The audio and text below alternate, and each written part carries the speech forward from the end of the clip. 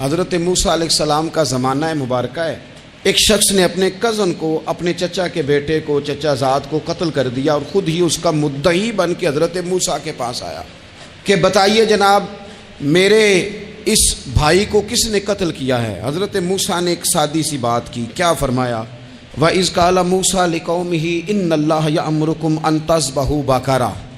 حضرت موسیٰ علیہ السلام نے اپنی قوم سے کہا کہ اللہ تمہیں حکم دیتا ہے کہ ایک گائے ذبح کرو. گائے کا کچھ حصہ مقتول کو مارو، وہ خود اٹھ کے بتا دے گا مجھے کس نے قتل کیا ہے. یہ پہلا سپارہ ہے قرآن مجید کا، آپ اس کو دیکھ لیں. یہ آیت نمبر 67 سے شروع ہو رہا ہے. تو اب وہ چونکہ ذبح کرنا نہیں چاہ رہا تھا، اس کو پتا تھا کہ مجرم تو میں خود ہوں، وہ ذبح چونکہ کرنا نہیں چاہ رہا تھا تو اس سے کہا کہ مارو ایک حصہ گائے کا، اس کو تو یہ اٹھ کے بتا دے گا. تو اس نے جواب کیا دیا؟ قالوا اتتخذون ہزوا، یعنی لگا آپ میرے ساتھ مذاق کرتے ہیں، کبھی ایسا بھی ہوا ہے؟ قال اعوذ باللہ ان اکون من الجاہلین. حضرت موسیٰ علیہ السلام فرمانے لگے میں اللہ کی پناہ مانگتا ہوں میں جاہلوں میں سے ہو جاؤں. ہر وقت مذاق کرتے رہنا یہ تو جاہلوں کا طریقہ ہے. کن کا ہے؟ حضرت موسیٰ نے کہا ہے، قرآن پاک ہے. ہر وقت مذاق کرتے رہنا، خوش طبی اور چیز ہے، مسکراتے رہنا، لیکن کسی کا مذاق ہر وقت اڑاتے رہنا کن کا طریقہ ہے؟ جاہلوں کا. جب کہا نہیں ذبح کرنی ہے تو اب ذرا دیکھیے کرنا نہیں نہ چاہ رہے. قالوا ادع لنا ربک یبین لنا ما ہی، کہنے لگے اے موسیٰ پھر آپ نہ رب سے دعا کریں کہ وہ ذرا کھول کے بتائے وہ گائیں کس طرح کی ہو. ارادہ نہیں نہ ذبح کرنے کا، آپ دعا کریں. قال انہ یقول انہا بقرۃ لا فارض ولا بکر. فرمایا کہ رب کہتا ہے وہ گائے نہ بوڑھی ہو نہ زیادہ بچیا ہو، عوان بین ذالک، ان کے درمیان ہو، یعنی جوان گائے ہو. فافعلوا ما تؤمرون، کرو جس کا تمہیں حکم دیا جا رہا ہے. قالوا ادع لنا ربک یبین لنا ما لونھا. لو اگلی بات سن لو. کہنے لگے آپ دعا کریں رب سے کہ وہ کھول کے بتائے اس کا رنگ کس طرح کا ہو، رنگ بتائیں کس طرح کا ہو. قال انہ یقول انہا بقرۃ صفراء. فرمایا رب فرماتا ہے کہ صفراء رنگ کی ہو، یعنی گہرے زرد رنگ کی ہو. یہ رب فرماتا ہے اس طرح کی گائے ذبح کرو. فاقع لونھا تسر الناظرین، اور جب کوئی اسے دیکھے تو اسے اچھا بھی لگے، آنکھوں کو اچھی لگے وہ گائے، اس طرح کی گائیں ذبح کرو. لو اتنی باتیں بتا دی. قالوا ادع لنا ربک یبین لنا ما ہی، کہنے لگے نہیں آپ پھر دعا کریں اللہ ذرا کھول کے بتائے گائیں کس طرح کی ہو.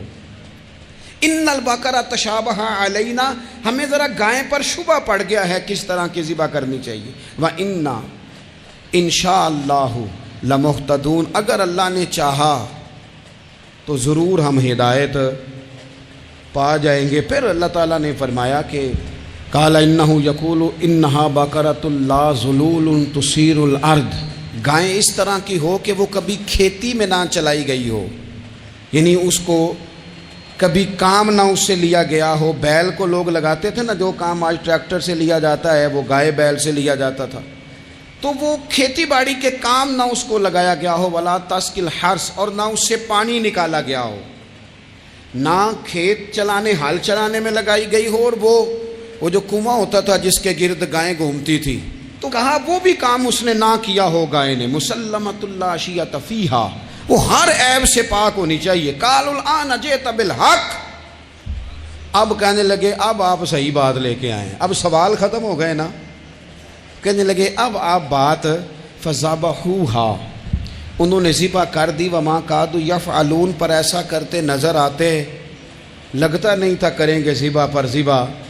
اچھا یہ گائیں پھر ملی کیسے؟ امام خازن کہتے ہیں کہ ایک نیک آدمی تھا، تو اس کا آخری وقت آ گیا تو اس کے پاس جو کل جمع پونجی تھی وہ ایک بچیا تھی، گائیں کی بچی، بچیا ویڑی، اس کے پاس وہ ایک بچیا تھی صرف. تو اس نے اس طرح کیا کہ اس کی گردن پر ایک مہر لگائی، اللہ کے نام پر بطور امانت اس نے اس کو جنگل میں چھوڑا. کہا یا اللہ میرا بیٹا ایک ہی ہے، وہ بھی چھوٹا ہے، اس کی حفاظت کرنا اور میرے بیٹے کو پہنچا دینا. بچہ بالغ ہو گیا. اس کی ماں نے کہا بیٹا جو امانتیں رب کے پاس رکھوائی جائیں نا ان میں خیانتیں نہیں ہوا کرتی، جا کے جنگل میں آواز دے تیری گائے واپس آ جائے گی. اس نے جا کے جنگل میں آواز دی کہ وہ جو میرے باپ نے امانت رکھوائی تھی وہ کدھر ہے؟ وہ نشان لگی ہوئی گائیں دوڑتی ہوئی اس کے پاس آئی۔ واللہ خیر الرازقین، جب رب بندوبست کرے، جب اللہ بندوبست کرے تو پھر معاملہ اور ہوتا ہے۔ وہ گائے آ گئی۔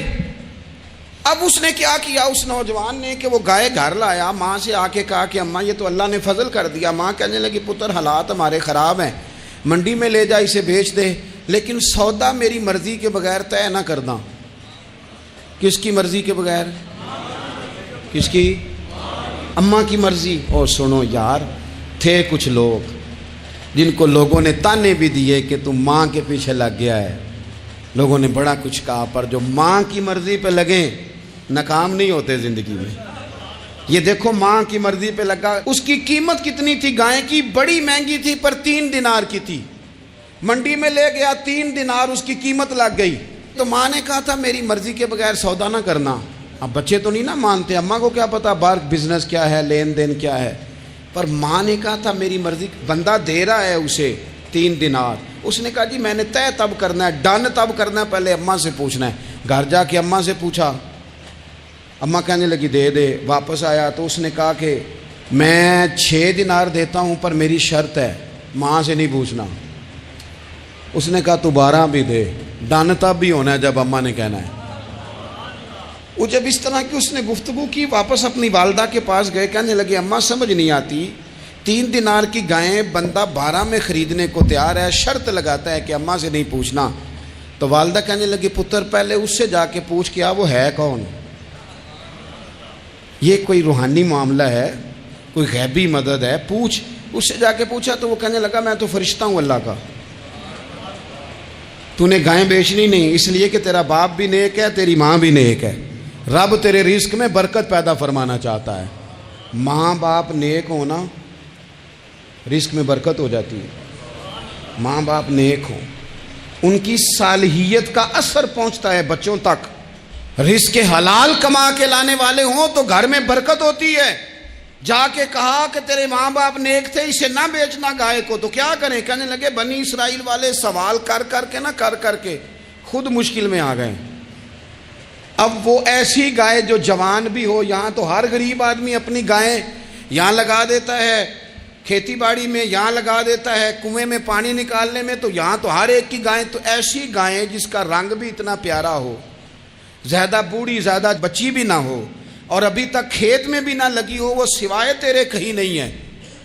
اس نے کہا چل پھر مہربانی کر بتا میں کتنے کو دوں گائیں، اگر وہ آ جائیں تو کتنے کو بیچنی ہے؟ اسے کہنا کوئی نہیں، ریٹ تو زیادہ کرنا ہی نہیں۔ ان سے کہنا گائے کے اندر سے گوشت نکال دیں اور جتنا گوشت ہے اتنے پیسے بھر دیں، اس کی کھلڑی بھر دیں۔ اب وہ بنی اسرائیل والے ڈھونڈتے پہنچ گئے، کہا جناب گائیں 3 دینار کیا 6 لے لو۔ اس نے کہا نہ بھائی، ذبح کروں گا، گوشت نکالوں گا، جتنا وزن گوشت کا اتنے پیسے بھرو گے کھال میں تو پھر گائے تمہیں ملے گی۔ اب مجبور تھے، کیا کرتے؟ ابن کثیر حدیث لائے ہیں، امام سیوطی نے در منصور میں بھی لکھی ہے، نبی پاک صلی اللہ علیہ وسلم نے فرمایا سنو جوانوں، اور اسے دل کی تختی پہ لکھو، نبی پاک علیہ السلام نے فرمایا اگر بنی اسرائیل والے زیادہ سوال نہ کرتے تو اتنی مشکل کا شکار نہ ہوتے۔ انہوں نے سوال اتنے کیے کہ چارہ نہیں ہے اب ان کے لیے، چارہ نہیں ہے اب ان کے لیے کہ یہ ادھر ادھر جا سکے، مجبوری بن گئی ہے، یہی گائے خریدنی ہے، یہی لے جانی ہے۔ اب اتنا سارا مال جمع کر کے وہ گائے خریدی، ذبح کی، تو مقتول کو جب اس کا ایک حصہ مارا تو اس نے اٹھ کے کہہ دیا یہ جو مدعی بنا ہوا ہے نا، یہی تو میرا قاتل ہے، یہی تو میرا قاتل ہے، یہی تو ہے اس نے یہ سارا کام کیا۔ رحمت اللہ علیہ درویش تھے دلی کے، بہت سارے لوگ مرید تھے، ایک بڑا خدمت گزار مرید تھا، مزدوری کرتا تھا، غریب تھا، تو 6 بیٹیاں تھیں اس کی۔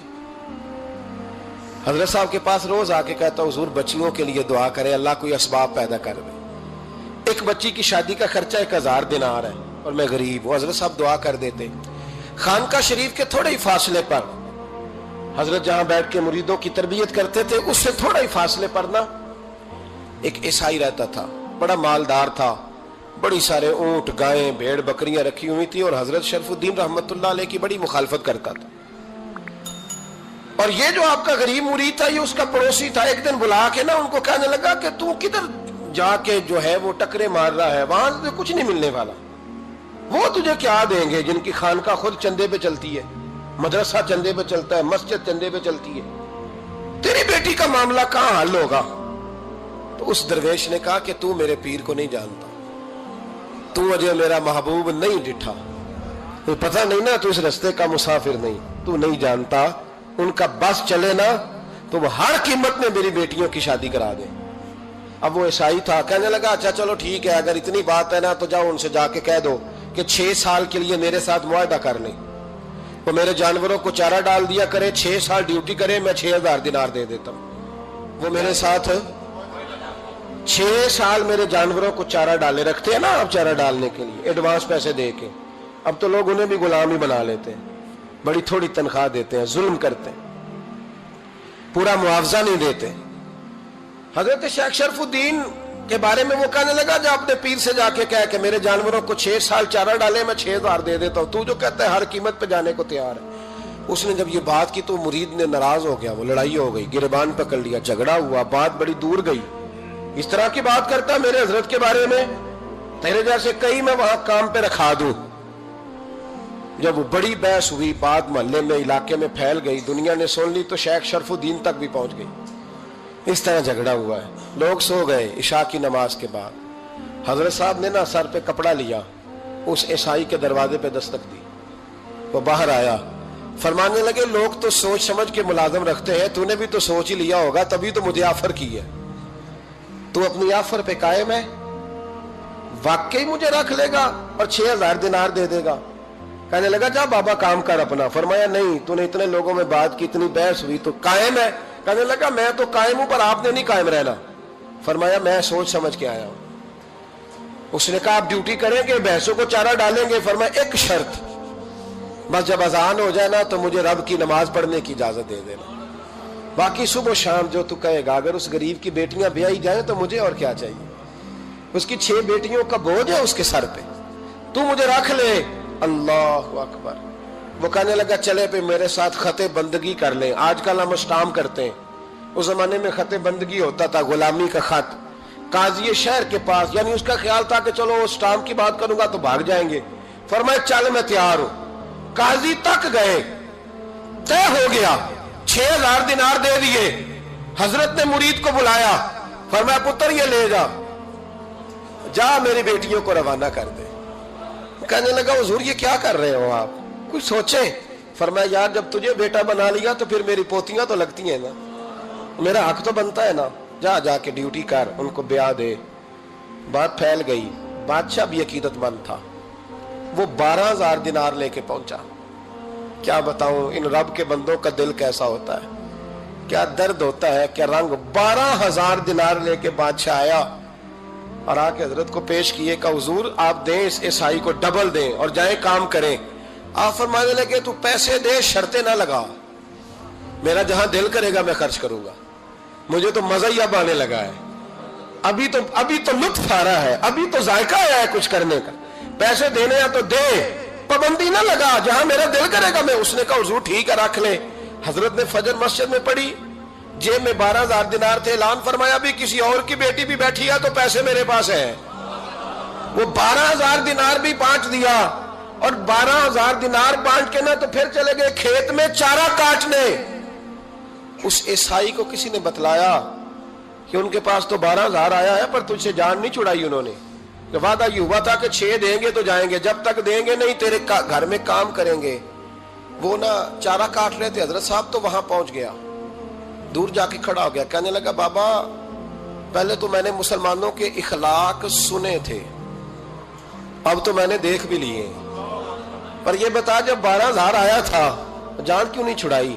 تو حضرت چارہ کاٹتے کاٹتے رو پڑے، فرمانے لگے تو نہیں نہ جانتا یہ بیٹیاں سانجی ہوتی ہیں، پتہ نہیں نا، میرے رسول پاک نے تو حاتم تائی کی بیٹی کے سر پہ کپڑا رکھ کے کہا تھا بیٹیاں برابر ہوتی ہیں، تو یہ نہیں پتا جب اس کی 6 بیٹیوں کی شادی ہوئی ہے میرے اندر روحانیت کتنی بڑی ہے۔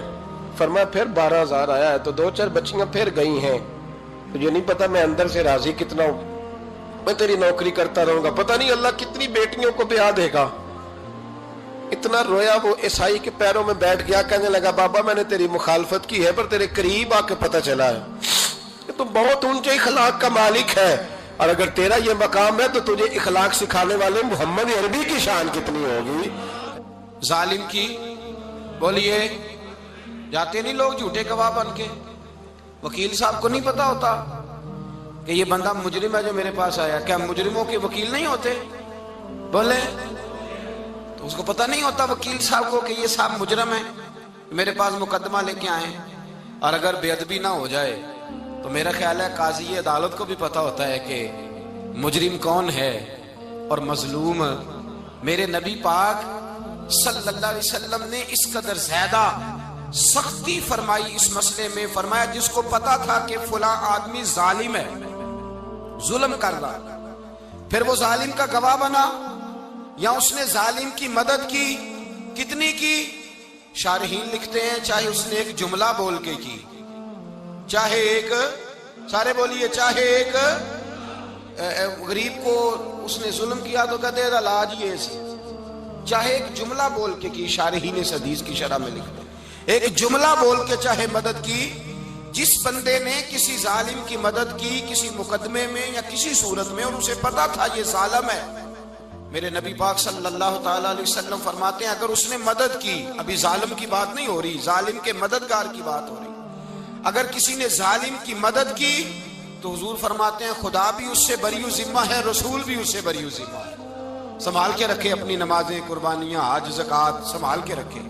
اگر ظالموں کا مددگار ہے, الیکشن آ لینے دے, آپ کو نظر آ جائے گا کون کون ظالموں کا مددگار ہے, نظر آ جائے گا. اپنی جیب سے لوگ پیسے دے کے ظالموں کی مدد کریں گے, ان کے فلیکس چھپوائیں گے, بورڈ لگوائیں گے, جیبوں سے پیسے دے کے.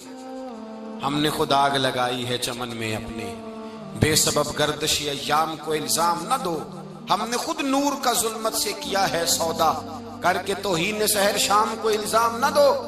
ظالموں کے مددگار میدان میں آ گئے, یہ چھوٹا لفظ نہیں. میرے حبیب پاک صلی اللہ علیہ وسلم نے فرمایا جو ظالم کا مددگار ہے سن لے, جو سجن کے ساتھ کچہری جاتا ہے وہ یاد رکھے, جو دوست کا گواہ بنتا ہے وہ یاد رکھے, جو کہتا ہے میں مانگی گیا تھا, مجھے بلایا گیا تھا قبضہ چھڑانے کے لیے کسی غریب بیوہ کی جائیداد پہ, کب وہ سن لے تو مدد کر کے نہیں آیا, تو خدا کے ذمے سے نکل گیا. رسول پاک نے فرمایا تیرا میرا تعلق ختم ہو گیا, تو ظالم کا مددگار ہو گیا. پھر تو کہتا میں بے چین ہوں, میں بے قرار ہوں, میں آزمائش کا شکار ہوں. پلٹ کے دیکھ تو صحیح تیرا گناہ کتنا بڑا ہے. میرے نبی پاک صلی اللہ علیہ وسلم کا ایک اور فرمان سن لیں, ابن ماجہ ابو داؤد میں موجود ہے. اس حدیث کو آپ نے یاد کر لینا ہے. کر لیں گے انشاءاللہ, سارے کہیے انشاءاللہ کر لیں گے یاد. حضور صلی اللہ علیہ وسلم نے فرمایا اگر تو ظالم کی مدد کرے گا نا, یہ لفظ دل کی تختی پہ لکھ لینا, یہ مکافات عمل ہے, مکافات عمل دنیا, ادھر کرو گے تو ادھر بھرو گے. فرمایا اگر تو کسی ظالم کی مدد کرے گا, سن لے حضور کا فرمان ہے, اگر تو ابن ماجہ ابو داؤد صحاح میں موجود ہے, فرمایا اگر تو کسی ظالم کی مدد کرے گا تو رب تعالیٰ مرنے سے پہلے تیرے اوپر بھی ظالم کو مسلط کر دے گا. تیرے اوپر بھی ایک دفعہ ظلم ضرور ہوگا اگر تو ظالم کی, وہ کسی صورت میں بھی ہو سکتا ہے, کسی صورت میں بھی تیرا بیٹا ہی اٹھ کے ظلم کر دے گا, تو الجھ جائے گا, کسی نہ کسی جگہ تیرے لیے تباہی کا سامان ہوگا, تیرے اوپر ظلم ہوگا, اس لیے کہ تو ظالموں کا مددگار ہے. چاہیے یہ تھا کہ تو مظلوم کی مدد کرتا, انسانی ایمانی یقین کا فریضہ سر انجام دیتا, تو ظالموں کا مددگار ہو گیا. ٹٹول کے دیکھ لیں, رزلٹ نکال کے دیکھ لیں, ہمارے زمانے میں ظالموں کے مددگار زیادہ ہیں. اتنی لمبی زبانیں نکال کے ظالموں کی مدد کرتے ہیں. بڑے بڑے کالم نویس اللہ نے انہیں قدرت دی لکھنے کی, تو اپنا قلم ظالموں کی مدد میں خرچ کرتے ہیں.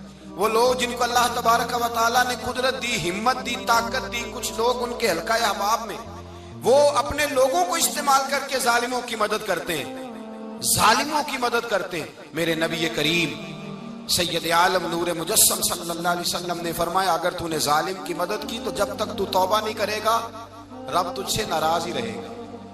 اللہ تجھ سے, او بھائی جس سے رب بھی ناراض ہو گیا, نہ کھانا نہ پینا نہ سونا نہ جاگنا نہ نیند, پھر تیری ہر چیز تیرے لیے آزمائش ہو جائے گی. پھر تیرا سایہ بھی تیرے لیے خوف کا سامان بنے گا، پھر زندگی جیتی جاگتی لاش بن جائے گی تو اپنے کندھوں پر اپنی میت اٹھائے پھرے گا جب تو ظالم کا مددگار ہوگا۔ اور نبی پاک صلی اللہ علیہ وسلم نے فرمایا ظالموں کا مددگار بھی ظالم ہوتا ہے، ظالموں کا مددگار بھی، سارے بولے ظالموں کا مددگار بھی نہیں، کو نہیں، آپ سارے نہیں بولے، ایک دفعہ بولے ظالموں کا مددگار بھی، پکی بات ہے، ظالموں کا مددگار بھی۔ اللہ اکبر، جس کا یارانہ ہو، جس کا دوستانہ ہو، جو کہے میں نے نا اس کو اوکھے ویلے کے لیے ظالم کو یاد رکھا ہوا ہے۔ کبھی مشکل میں رکھے نہیں ہوئے لوگوں نے ظالم دوست، کہتے میں نے رکھے ہوئے ہیں، بلکہ ہمارے دیہات میں تو کہتے ہیں میں نے بازو بنائے ہوئے ہیں۔ کس کو بازو بنا لیا؟ ظالم بھی کبھی بازو ہوتا ہے، جو ظلم کی تلوار لیے میدان میں کھڑا ہے۔ قارون، حامان، فرعون، نمرود کا حال نہیں لوگوں نے دیکھا؟ اپنے زمانے میں آپ نے کتنے لوگ نہیں دیکھے جن کے سائے سے، آواز سے لوگ کانپتے تھے؟ پھر پولیس کی گاڑیوں میں وہ اس طرح مردہ پڑے کہ دنیا نے تماشا دیکھا ان کا۔ یہ رنگ ہم نے دیکھے نہیں اپنے آنکھوں سے۔ فرمایا ظالم کا مددگار بھی، جو کار میں بٹھا کے لے کے گیا وہ بھی ظالم، جس نے چائے پلائی وہ بھی، جس شخص نے کھانا کھلایا وہ بھی، جو کچہری تک ساتھ گیا وہ بھی، جس نے فلیکس کے نیچے، بڑے شرابی کے نیچے چھوٹی اپنی فوٹو لگائی وہ بھی، جو ووٹ کی پرچی ڈالنے گیا وہ بھی۔ کہہ دینا باہر نکل کے کہ حضرت صاحب نے سیاسی تقریر کی ہے، کہہ دینا، پر بات تو سچی ہے نا۔ خو کرے ہم تو سے تھوڑا سا گلا بھی سن لے، خو کرے ہم تو سے تھوڑا سا بھی گلا۔ امام مالک کے پاس ایک بندہ آیا، اس نے کہا حضور میں درزی ہوں، ایک ظالم بادشاہ مجھ سے کپڑے سلواتا ہے، میں تو ظالموں کا مددگار نہیں نا۔ ایک ظالم بادشاہ مجھ سے، حضور میں تو مددگار نہیں نا ظالموں کا۔ جو فرمایا ظالموں کا مددگار بھی ظالم ہوتا ہے، تو کپڑے لے کے آتا ہے میں سی کے دے دیتا ہوں، ذمہ داری نہیں۔ یہ ایک آدمی دکاندار ہے، اس سے کوئی بندہ چیز خریدنے آئے گا تو تھوڑی کہے گا میں نے نہیں دینی، تو دے گا۔ کوئی بندہ اگر کسی شخص سے کوئی کام کہتا ہے جو اس کی فیلڈ ہے، اس کا شعبہ ہے، اس کا معاش کا وہ سلسلہ ہے، کہتے ہیں یا رسول اللہ صلی اللہ علیہ وسلم ظالموں کا مددگار بھی ظالم، حضور نے فرما دیا۔ تو امام مالک سے بندے نے مسئلہ پوچھا، دل کی تختی پہ لکھنے والی باتیں ہیں، کہا حضور میں درزی ہوں، ظالم کپڑے سلواتے ہیں، میں تو مددگار نہیں نا۔ امام صاحب کہنے لگے نہیں، مددگار تو وہ ہوگا جو تجھے سوئی دھاگا فراہم کرے گا، تو پورے کپڑے سی کے دیتا ہے، تو خود بہت بڑا ظالم ہے، تو پورے سوٹ سی کے دیتا ہے، تو بہت بڑا ظالم خود ہے۔ مددگار تو وہ ہوگا جو تجھے دھاگا دے گا، جو تجھے بٹن دے گا، جو تجھے نلکی دے گا۔ جو ظالم سے اتنی نفرت، ظلم کر کے بندہ ہے، یہاں تو ہمارے زمانے میں ہیرو بن جاتے ہیں لوگ، ظالم ہیرو ہے، لوگ اس سے ڈرتے پھرتے ہیں، گھومتے پھرتے ہیں، اور بہت سارے کم مزاج لوگ اس کے پیچھے ہاتھ باندھ کے پھرتے ہیں۔ ظالموں کی مدد کرنا، ظالموں کے ساتھ رہنا، یہ ظلم ہے، ظلم، یہ زیادتی ہے۔ میرے نبی پاک صلی اللہ تعالی علیہ وآلہ وسلم نے ارشاد فرمایا، یاد رکھو رب فرماتا ہے میں مظلوم کی مدد ضرور کروں گا، چاہے جلدی کروں چاہے دیر سے کروں، میں مظلوم کی مدد۔ اور حضور صلی اللہ علیہ وسلم نے فرمایا ہے، حضرت معاذ بن جبل کہتے ہیں حضور نے مجھے یمن کا گورنر بنایا، جب میں جانے لگا نا تو حضور نے بڑی نصیحتیں کی، بخاری میں موجود ہے، فرماتے ہیں جب میں پلٹنے لگا تو میرے رسول نے فرمایا معاذ ایک منٹ ٹھہر جا، ایک بات میری یاد رکھنا، اس کو نہ بھولنا۔ کہا حضور کیا؟ فرمایا دیکھنا کسی پہ ظلم نہ کر بیٹھنا، کہیں تجھ سے زیادتی نہ ہو جائے۔ محبوبہ پھر حضور نے فرمایا سن میرے معاذ، میں تجھے گورنر بنا رہا ہوں، زیادتی نہ کر بیٹھنا۔ یا رسول اللہ صلی اللہ علیہ وسلم کیا ہوتا ہے؟ تو میرے کریم نے فرمایا جب مظلوم دعا کے لیے ہاتھ اٹھاتا ہے تو عرش کا مالک کہتا ہے فرشتوں پیچھے ہٹ جاؤ، عرش کا مالک کہتا ہے فرشتوں پیچھے ہٹ جاؤ، دروازے کھول دو۔ فرمایا مظلوم اور رب کے درمیان شے حائل کوئی نہیں ہوتی۔ کافر اسی پچ ہو گیا، پھر تشبیہ مصلی کی کرنا، اساں ظاہر نوں رب منیائے، باطن دا اللہ کی کرنا، اساں ظاہر نوں رب منیائے، باطن دا اللہ کی کرنا۔